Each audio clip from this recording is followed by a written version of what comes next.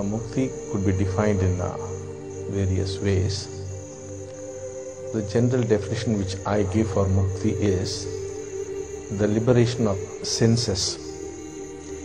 Now, when you see, you do not see without the interference of the mind.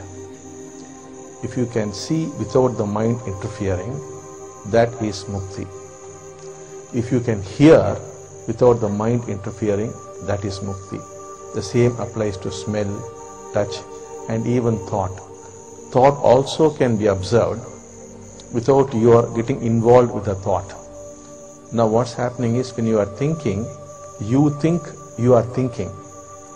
But it is actually possible to see thoughts flow as though they are independent of you.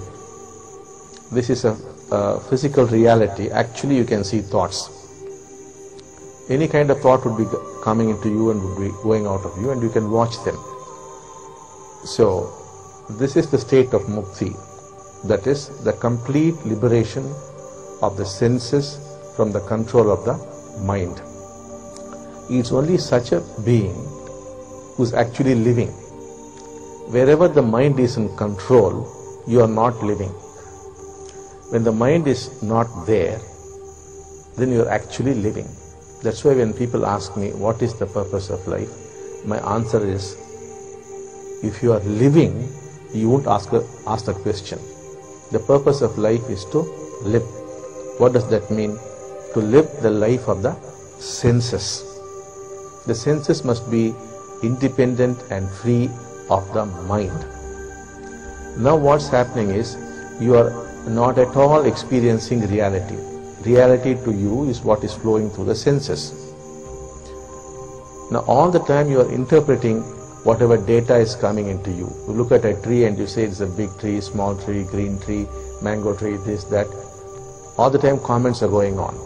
When you sit down to eat food, you're not eating food. You start worrying about your office or your family or this or that, or comment on the food itself. The food is not being experienced. That's why I've said in the Mahavakyas, if you experience reality as it is, then you will just experience bliss. You will see this whole creation is perfect. It's the most beautiful thing, and that you're already in heaven. You have made it into a hell. It is possible to liberate these senses from the clutches of thought. So thought is necessary when required. Otherwise, why should thought interfere? There's no need for thought to come and interfere with your actual experience. Now, when the senses become free of the control of thought or the mind, then we say you have discovered unconditional joy, the unconditional love. Such is this joy that you will feel that you are connected with everybody. So you discover true love. So this true love and this true joy are not separate things, they're all one and the same. And this is a natural occurrence. That is what you are designed to be. That is what a human being is supposed to experience all the time. Since you do not experience that, your lives have become miserable. And to escape that misery, you have created various escape routes through which all the time you are escaping from your misery, which misery itself is because you are not experiencing reality. That is why people take to alcohol or to drugs or sex or whatever that is, because otherwise what is there in your life, it becomes meaningless.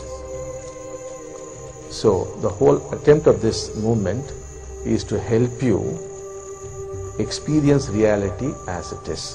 When that happens, you discover unconditional love and unconditional joy. You feel connected with everything and everybody. You do not feel you are a separate individual. You do not live for yourself alone anymore, because the yourself has become everybody. You live for the sake of humanity. This is not a concept or some imagined thing.